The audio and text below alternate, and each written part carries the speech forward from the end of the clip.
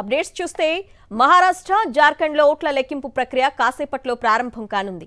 హోరాహోరీగా సాగిన అసెంబ్లీ ఎన్నికల సమరంలో విజేతలెవరో తేలనుంది. రెండు రాష్ట్రాల్లో ఓట్ల లెక్కింపు కోసం ఎన్నికల సంఘం అధికారులు అన్ని ఏర్పాట్లు చేశారు. వీటితో పాటు దేశవ్యాప్తంగా 13 రాష్ట్రాల్లో జరిగిన ఉప ఎన్నికల ఫలితాలు కూడా వెలువడనున్నాయి. మొత్తం 46 అసెంబ్లీ స్థానాలకు ఉప ఎన్నికలు జరిగాయి.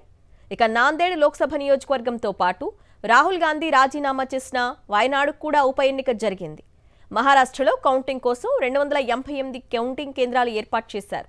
మహారాష్ట్రలో మొత్తం 288 అసెంబ్లీ స్థానాలు ఉండగా 4188 మంది అభ్యర్థులు పోటీ చేశారు. బీజేపీ నేతృత్వంలోని మహాయుతి, కాంగ్రెస్ నేతృత్వంలోని మహావికాస్ అఘాడీ మధ్య ప్రధాన పోటీ నెలకొంది. ప్రభుత్వాన్ని ఏర్పాటు చేసేందుకు 145 మంది ఎమ్మెల్యేలు అవసరం. జార్ఖండ్లో ఓట్ల లెక్కింపు కోసం ఎన్నికల సంఘం అధికారులు అన్ని ఏర్పాట్లు చేశారు. రాష్ట్రంలోని 81 అసెంబ్లీ స్థానాలకు గాను 1211 మంది అభ్యర్థులు బరిలో నిలిచారు.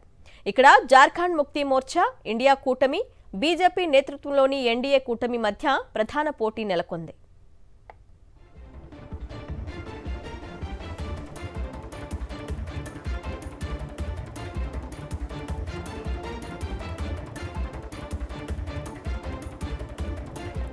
ఓవైపు ఓట్ల లెక్కింపు ప్రక్రియ ప్రారంభం అవుతుండగానే మహారాష్ట్ర రాజకీయాలు వేడెక్కాయి. అధికారం కోసం పోటీ పడుతున్న రెండు కూటములు రాజకీయ వ్యూహాలు ప్రారంభిస్తున్నాయి. ఎన్నికల్లో విజయం సాధించిన అభ్యర్థులను శిబిరాలకు తరలించాలని మహావికాస్ అఘాడీ ప్లాన్ చేస్తోంది. ఎంవీఏలో గెలిచిన ఎమ్మెల్యేలపై బీజేపీ కూటమి వల విసిరే అవకాశం ఉందన్న అనుమానంతో వారిని శిబిరానికి తరలించాలని నిర్ణయించినట్లు శివసేన అగ్రనేత సంజయ్ రౌత్ వెల్లడించారు. ఈ ఎన్నికల్లో తమ కూటమి కనీసం 160 సీట్లు గెలుచుకుంటుందని జోస్యం చెప్పారు. గెలిచే అవకాశం ఉన్న స్వతంత్ర అభ్యర్థులు ఇప్పటికే తమకు మద్దతు ప్రకటించారన్నారు సంజయ్ రౌత్.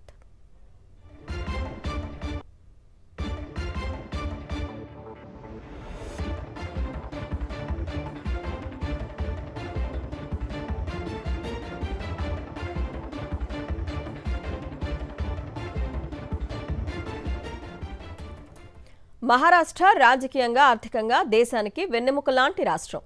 బ్రిటిష్ ఇండియాలోనే పారిశ్రామిక కేంద్రంగా ఎదిగిన బాంబే నగరం దేశానికి ఆర్థిక రాజధానిగా విరాజిల్లుతోంది. 5 లక్షల కోట్ల డాలర్ల ఆర్థిక వ్యవస్థగా ఎదగాలన్న భారతావని కల నెరవేరాలంటే మహారాష్ట్రలో రాజకీయ సుస్థిరత అత్యవసరం. గడిచిన 5 ఏళ్లలో 3 సీఎంలను చూసింది ఆ రాష్ట్రం. 6 ప్రధాన పార్టీలు 2 కూటములై అసెంబ్లీ ఎన్నికల్లో కత్తులు దూసుకున్నాయి.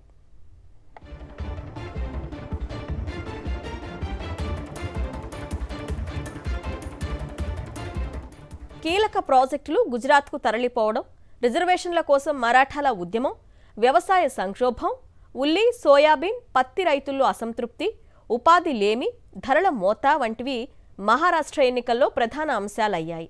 రాష్ట్ర రిజర్వేషన్లకు ప్రమాదం పొంచి ఉందన్న కాంగ్రెస్ ప్రచారంతో లోక్సభ ఎన్నికల్లో మహావికాస్ అఘాడీకి కలిసొచ్చింది. దళిత ఓటర్లు ఎక్కువగా ఉన్న 51 అసెంబ్లీ సీట్లలో ఎంవీఏకు ఆధిక్యం దక్కింది.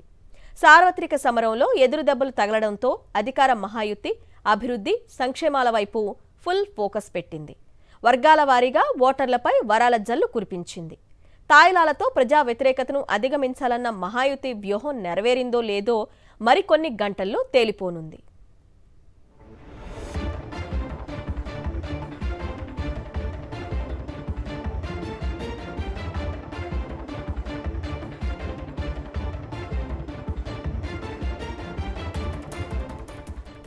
ఆరు ప్రాంతాలు, 36 జిల్లాలు, 288 నియోజకవర్గాలు, 2 ప్రధాన కూటములు.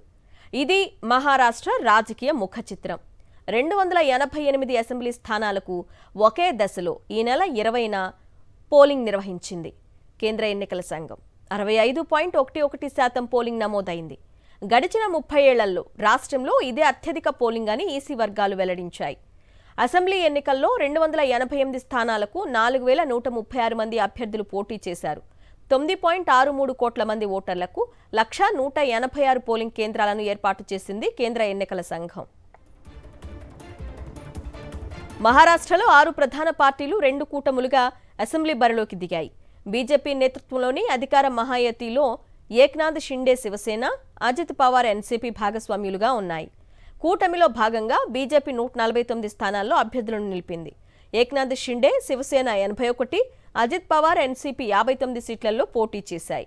ఇక విపక్ష మహావికాస్ అఘాడీ ఎంవీఏలో కాంగ్రెస్ 101, ఉద్ధవ్ ఠాక్రే నేతృత్వంలోని శివసేన యూబీటీ 95, ఎన్సీపీ శరత్ చంద్ర పవార్ పార్టీ 86 చోట్ల అభ్యర్థులను నిలబెట్టాయి.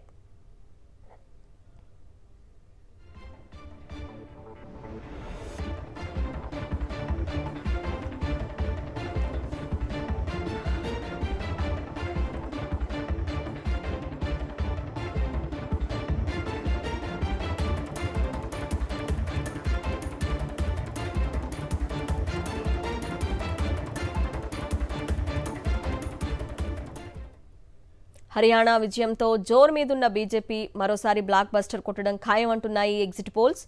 మహారాష్ట్ర, జార్ఖండ్లో కాషాయ కూటమికే ఓటర్లు జైకొట్టారని అంచనా వేశాయి. 2 రాష్ట్రాల్లో అసెంబ్లీ ఎన్నికల పోలింగ్ ముగిసిన వెంటనే పలు సంస్థలు ఎగ్జిట్ పోల్స్ ప్రకటించాయి. మెజారిటీ పోల్స్ ఎన్డీఏకే పట్టం కట్టాయి. రిపబ్లిక్, పీమార్క్, ఏబీపీ మ్యాట్రిక్, న్యూస్ 18 సహా పలు సర్వేలు మహారాష్ట్రలో మహాయుతి అధికారం నిలబెట్టుకుంటుందని అంచనా వేశాయి. బీజేపీ సొంతంగా 100 మార్కు దాటే అవకాశం ఉందని వెల్లడించాయి.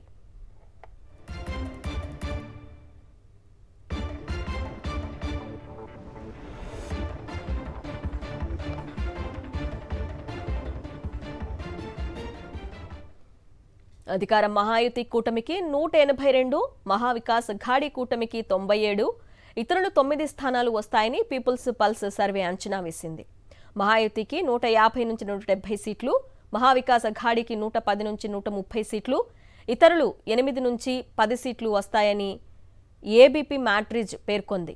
మహాయుతికి 137 నుంచి 157 స్థానాలు, మహావికాస్ అఘాడీకి 126 నుంచి 146, ఇతరులు 2 నుంచి 8 స్థానాల్లో విజయం సాధించే అవకాశం ఉందని పీమార్క్ అంచనా వేసింది. మహాయుతికి 152 నుంచి 160 సీట్లు, మహావికాస్ అఘాడీకి 130 నుంచి 138 సీట్లు, ఇతరులు 6 నుంచి 8 స్థానాల్లో గెలుపొందే అవకాశం ఉన్నట్లు చాణక్య స్ట్రాటజీస్ అంచనా వేసింది. మహాయుతికి 122 నుంచి 186, మహావికాస్ అఘాడీకి 69 నుంచి 121, ఇతరులకు 12 నుంచి 29 సీట్లు వస్తాయని పోల్ డైరీ వెల్లడించింది. 128 నుంచి 142 స్థానాల్లో మహాయుతి, 125 నుంచి 140 స్థానాల్లో మహావికాస్ అఘాడీ, 18 నుంచి 23 స్థానాల్లో ఇతరులు విజయం సాధించే అవకాశం ఉన్నట్లు లోక్షాహి మరాఠీ రుద్ర సర్వే తెలిపింది. మహాయుతికి 150 నుంచి 167 సీట్లు, మహావికాస్ అఘాడీకి 107 నుంచి 125 సీట్లు, ఇతరులకు 13 నుంచి 14 సీట్లు వస్తాయని టైమ్స్ నౌ జేవీసీ అంచనా వేసింది.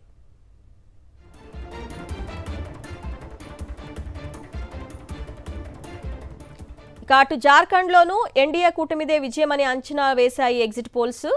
Times Now, JVC, Matrize, People's Pulse సహా పలు సర్వేలు బీజేపీ కూటమికే స్పష్టమైన మెజారిటీ కట్టబెట్టాయి.